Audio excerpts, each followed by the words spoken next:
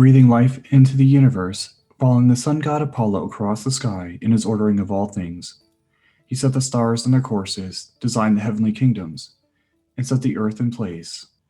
With him, the gods introduced its many creatures, and humanity, to which they imparted sacred knowledge, ways of being, and their values.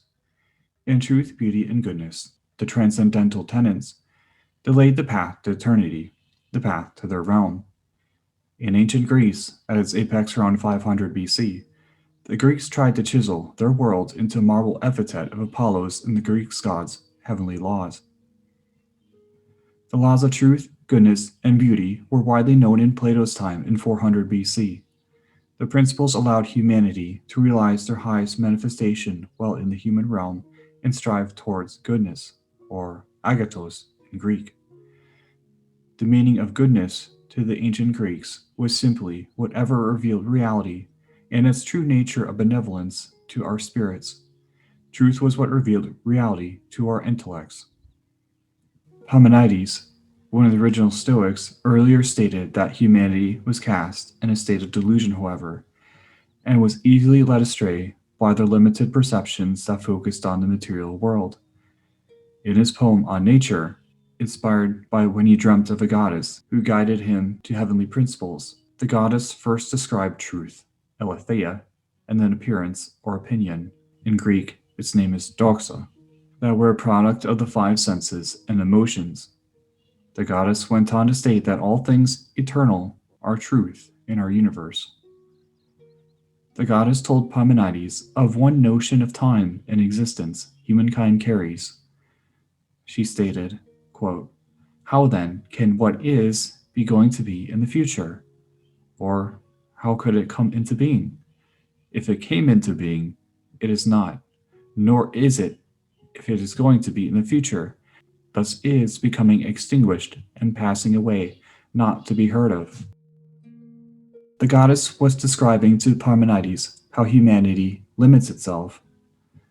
Nothing can truly originate or perish. Another notion passed on was that if all existence came from a singular source, as ancient Greeks believed, from a water-like substance, how can there be a polarity then with anything? The truth is fixed and immutable. The only things that are false are the notions and opinions of the world that humanity carries with them, which are many. Within truth lies beauty, or kalos in Greek. What was more everlasting then to the ancient Greeks was considered more beautiful. Beauty had also been described as having a quality of pulling towards truth and goodness. Beauty had been thought of as a physical force, not as our modern notions would have it as a sentiment, an opinion, or an inclination. This force has a direct effect on our souls. True beauty is one of surrendering the self, or ego, to reach even just a slightly higher plane of thinking that brings us to a more divine state of thought or being. Beauty that is false stirs in us a desire to dominate. The difference lies in devotion and care, or lust and the want for control. For a person to understand and manifest themselves in the universal qualities of truth, goodness, and beauty, they would have to order their desires in this world properly. The ancient Greek philosophers taught to step away from the carnal pursuits and to reorder their desires to that of divinity. In every aspect of life, this was the path towards understanding the wisdom and thinking of the gods. Artists and architects in ancient Greece, during its golden years around 500 to 400 BC, used the arts to align with truth, beauty, and goodness.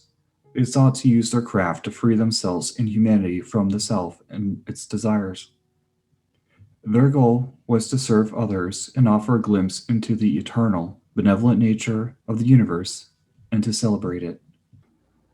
The temples were designed using what the ancient Greeks termed sacred geometry to build places of sufficient purity to consecrate their gods.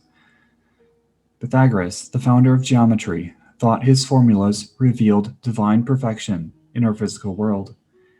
In utilizing the sacred geometry, Pythagoras thought he could manifest that divine perfection amongst humanity and create structures that mirrored creation's designs and will.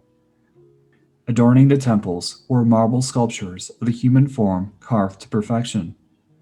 The figures represented should, in their purpose, represent the concept of arte in Greek. The term arte had been applied by philosophers like Plato to describe something that fulfills its role to the utmost. Arte had also been used to label something or someone as being virtuous or exhibiting virtuous qualities, and thus they would align more with the cosmic principles. In sculpture, their intent was to show beauty, but not arouse carnal desires. The sculptures around 500 to 400 BC were shaped in classical style with modesty in mind. The sculptures highlighted the importance of humankind as God's creation and exhibited intelligence and temperance. The sculptures exuded restraint and emotion and calmness of mind, and created an aesthetic in the cities and villages that valued such characteristics. The ancient Greeks also valued logic and reason. They taught, in a sense, to restrain passions and not be controlled by them. In doing so, a person was to be exhibiting arte and was living in accordance with the heavenly principles of truth, goodness, and beauty. In manifesting these principles in one's life, one spirit was said to enjoy the blessings of aligning oneself with divinity. One spirit would be everlasting, beautiful, and good. When Greek society exhibited these principles to a greater extent, they spurned a golden age that brought forth wisdom and knowledge of cosmic principles that advanced their civilization. However, shortly after the death of Alexander the Great, around 300 BC, and thereafter, Greeks started to turn away from these divine principles. Their arts, sculpture, and their lives displayed decadence, worldly pursuits, and wild passions. Greek society declined, and its strength weakened as their society became more unstable. Internal disputes, divisions, and corruption amongst citizens and the ruling class led to Greece losing its presence in the world. Having been destabilized from within, Greece easily fell to Roman legions in 146 BC after their defeat at the Battle of Corinth. Thus, once they aligned with principles of truth, goodness, and beauty, life in ancient Greece prospered. When they turned away from it, their civilization fell into ruin.